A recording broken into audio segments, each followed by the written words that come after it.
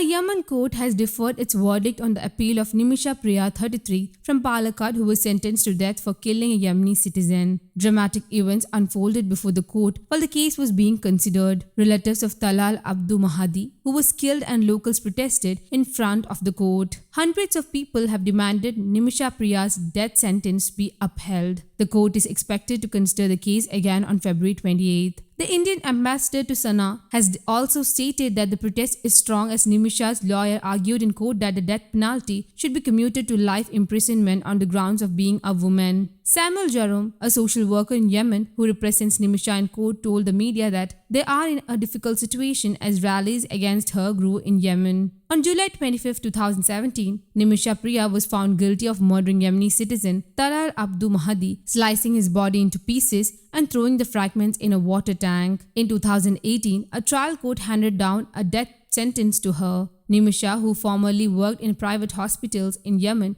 is a trained nurse. In 2014, she partnered with Mahadi to open her own clinic in Yemen's capital city of Sana'a. She requested Mahadi's assistance because under Yemeni law, only nationals are permitted to establish clinics and businesses. Mahadi began monopolizing all revenue after opening the facility. When Nimisha questioned him about the embezzlement, he became hostile to her. Later, he intimidated her, faked documents to marry her in accordance with his religion, and brutally tormented her. Nimisha's life quickly degenerated into hell. Mahadi took her passport.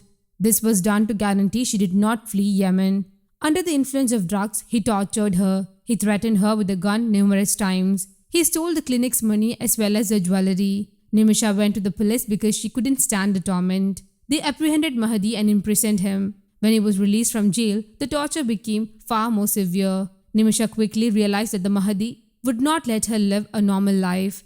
As a result, she began plotting his murder. Hanan, a Yemeni nurse who worked alongside her, proved to be a useful ally. The two injected Mahadi with an anesthetic overdose. Mahadi passed out within a few hours. However, the two were unable to locate a suitable location for his burial, so they cut him up, put him in a plastic bag, and threw him in her apartment's water tank. Nimisha fled Sana'a following the murder. She got a job at a hospital 200 kilometers from the capital. A few days later, locals complained of an odor emanating from a water tank near her former clinic. When they opened it, they discovered Mahadi's severed body. Police quickly launched an extensive search to find Nimisha.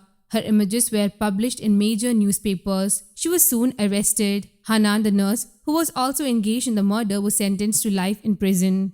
News Desk, Kaumudy Global.